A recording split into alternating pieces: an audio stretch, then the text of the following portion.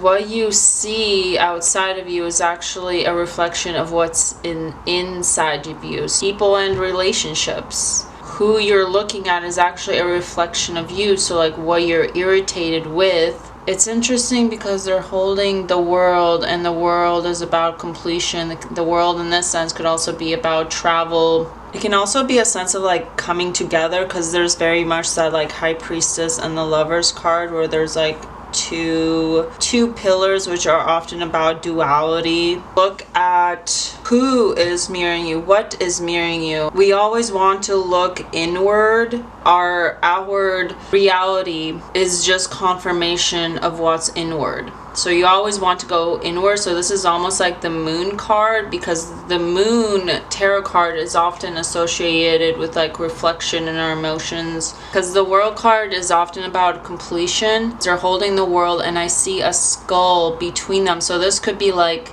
a death of the relation, how you look at relationships, and you're completing a cycle and finding a new way to look at each other. So I'm getting like what's been growing, look at what's been growing, and if it's been dying, or what's dying and there's growth in it. So it's like the life cycle, like death. And I'm only saying that because I see the skull in between them. Here is about reflection of relationships often, or connections, and just our reality. And when we look at a mirror, when you think about an actual mirror outside of tarot, outside of oracle, outside of archival, or not archival, outside of symbolism just in general, what do you do when you wake up in the morning? You look in the mirror, and what does the mirror do? It simply reflects what is facing it. That's the mirror's job. It is simply, or not job, it's simply a reflection of what is in front of it.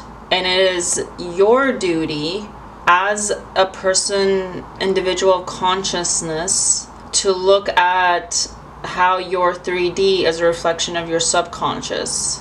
So the mirror can be, we look at the mirror because there's a sense of vanity, where we use the mirror because we want to look at ourselves. We use the mirror as a tool, as a reflection of our 3D, of our identity, of a function to, we need something to look at to know how if we never had a mirror, we wouldn't know how we look like. And in some aspect, beauty and vanity might not exist. But the mirror's function is to show us what our reality is, and what we consciously think of our reality. Because the only reason we put meaning into what we see is because we are conscious to what we see, and if we like it or we don't like it. Without a conscious, you see this with dogs or cats or animals, they look in the mirror and they don't even see themselves, or they think it's someone else entirely. And also a masculine and feminine, there's an ending of something that's coming together, a mirroring.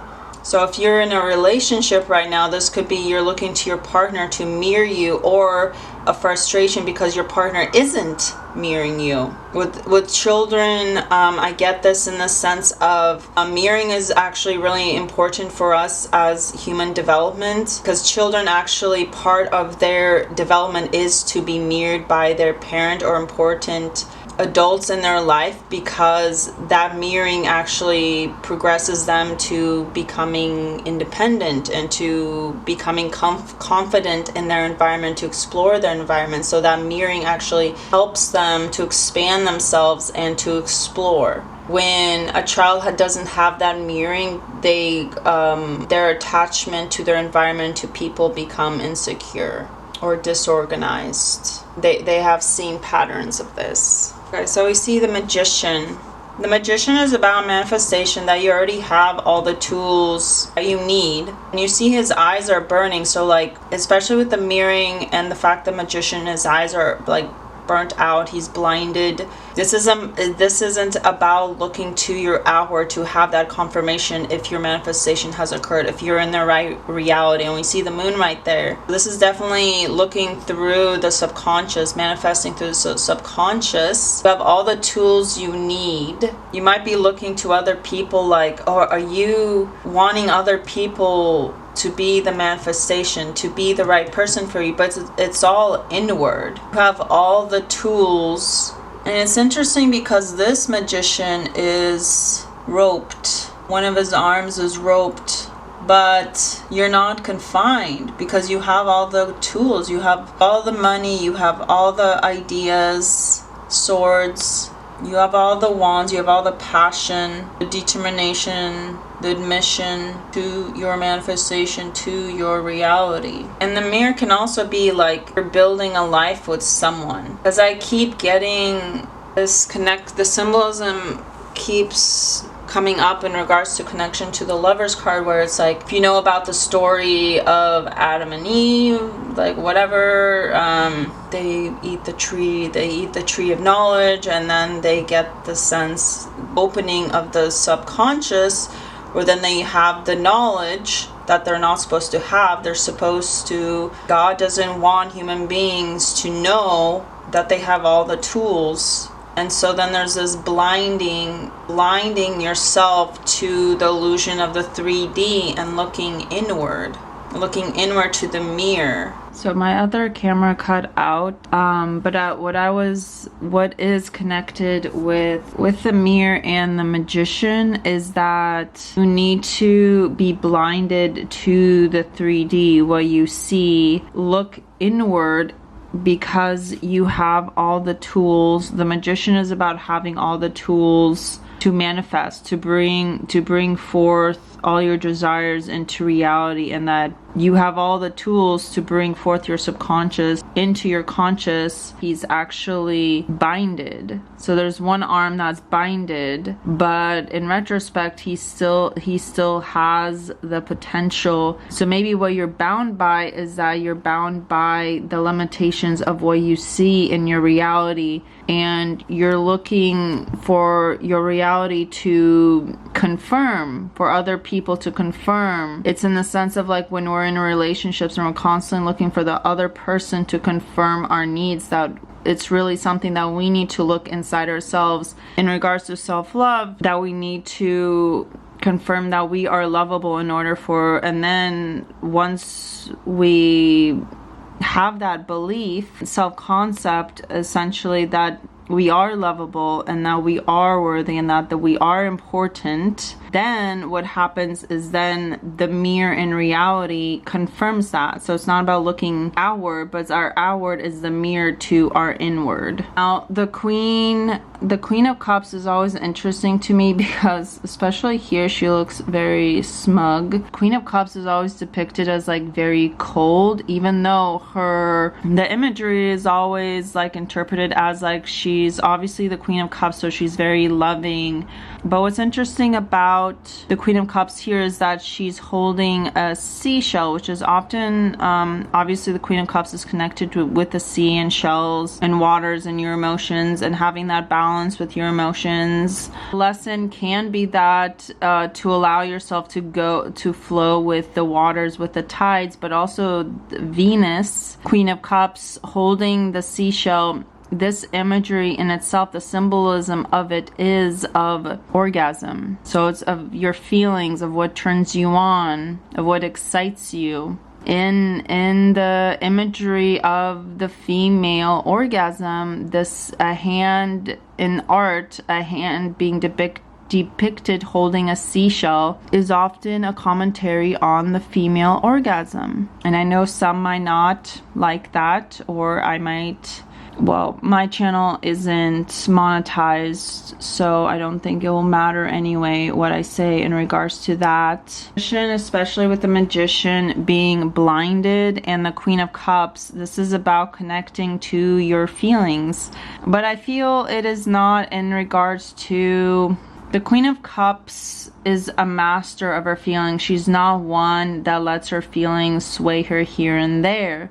She understands the state of being of her emotions. She's not swayed by other people. She's not swayed by the waters. There's a consistent, like, she's consistent in how she feels, and she knows what other people's feelings are and what are hers. And what I find interesting about this imagery, this Queen of Cups, is it kind of gives off an Empress energy because she's wearing so much gold. her jewelry, there's this heart. So it's connecting to your heart. And I do feel that it's connected to what turns you on, especially with the imagery of the seashell. I just feel this is connected to, not to be vulgar, but what turns you on, what ignites you, what makes you happy, what satisfies your heart, your soul, as well as other parts of your body. And the Queen of Cups is very loving, very nurturing. She gives her cup, but she's at a point in her life where she knows how to pleasure herself, how to give to others in regards to the emotions, to satisfy other people's emotions, as well as because she knows how to satisfy herself. So it is about, Queen of Cups is about satisfying yourself in order to know how to satisfy others. But this is tapping into your emotions, your emotional center, not in the sense of being swayed by, oh, I'm angry now I'm happy, now I'm sad, but it's a mastering of all emotions in order to cultivate peace within yourself. And I feel the Queen of Cups is the ideal mother because she is the master, the giver of emotions, and she's able to cultivate child's inner reflection is what I'm getting. And the waters in the mirror, let me just say this, the waters in the mirror, this is definitely about reflection and how your emotions might be reflection onto other people in your relationships. And we have the Knight of Wands, which is a very interesting card, especially in correspondence with the imagery of the Queen of Cups. And now we have the Knight of Wands. The Knight of Wands is obviously very passionate, very assertive, but very in and out. The Knight of Wands, they unlike the Queen of Cups, who's able to be in that stillness while the waves and tides go in and out, the Knight of Cups is easily swayed by his emotions, where he hasn't fully cultivated or fully mastered the Wands energy. So he's very much, the Knight of Wands has the essence of, like, as we can see, he's riding on a creature that has a skull in it. So the creature is already dead. So it gives off the energy of they're going off of an energy that has already died. And instead of surrender in regards to holding a red flag, it's a assertion, passion of taking over. What's the word? The word I'm looking for is like when a country takes over another country, like Columbus takes over another land, when there were already people on it. Ownership, cultivation, no. Essentially, the Knight of Wands is a very passionate, so they have that for them in the sense that they're able to assert themselves through their passions, and they're able to sway through their passions and their excitement, and they're a very extroverted leader where they're able to and you can see they're literally on fire. And so, like, when things might be dead, but they're still in it. They're still pushing through, because for the Knight of Wands, it's about the passion. So if a relationship has that passion, even when it's literally both parties are burning themselves down, they'll still raise their flag in order to cultivate that connection. So it's like two people that are together that it's like, why are these people together? The Knight of Wands with the Queen of Cups is just a very immature energy I'm getting. A Knight of Wands is also an individual who might be triggered and they're trying to stir up the Queen of Cups. And these two energies together, water and fire, water they can work together nicely, or they can not work together. When an individual has an element of the water and an individual has the element of the fire, they can work together to cultivate a balanced relationship. where one nurtures the emotions and one ignites the other person's passion. But also water can kind of make a fire disappear. It can dissipate a fire. So if someone has that passion, and Queen of Cups, if the relationship isn't balanced, one could completely eradicate the other unintentionally, because water can quench fire. We use water to save buildings, to save trees, to save the land from fire when fire is out of control. And this can be in your own personality, in your own inner sense, your innerness, your subconscious, where these are the two energies that you are fighting against each other. Where Aries, you have the assertion, but you haven't yet mastered or controlled your wands. But then you're also is conflicting with that of the Queen of Cups, which I wouldn't say is bad, because the Queen of Cups provides like a nurturing mothering. She nurtures the emotions, but you could be conflicting in the sense of like you're wanting to take action on things. You're wanting things to move forward, prematurely wanting it, because the Knight of Wands often is depicted as an individual that goes into something then goes out because it's out of passion, it's out of excitement, it's out of like just wanting to start something. But the Queen of Cups is an individual that wants to cultivate that connection slowly through maturing and not out of passion. And so there is this debatable conflict either within yourself or within a relationship. This can be an energy within you where you're balancing out the feminine and masculine, where one you have cultivated a lot more and it's more mature, while the other is less mature, and that mirroring, that trigger is being brought forth from your subconscious in regards to the water energy, because the water in the Queen of Cups is also a mirroring. It's a reflection. Our emotions are a reflection to us of our innermost selves. But it's good to remember that with the Magician, you have all the tools, and your eyesight is not your tool. Your eyesight is not one of your tools. It's about cultivating the air, the cups, or the swords, the cups, the wands, and the pentacles, in order to cultivate what you want and not be limited. As we see that this Magician is binded, but he still is able to do his magic, to do his work, to do the magic work, in order to cultivate all elements to be integrated. So as you can see, Aries, this is about cultivating our inner selves, not separate from themselves, but integrated.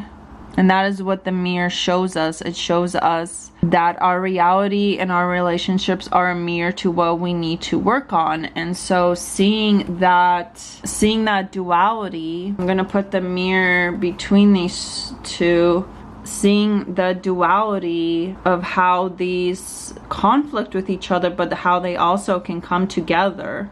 It's a yin and yang, and an ending of how we used to see relationships, in order to cultivate completion within ourselves, in order to be complete with each other.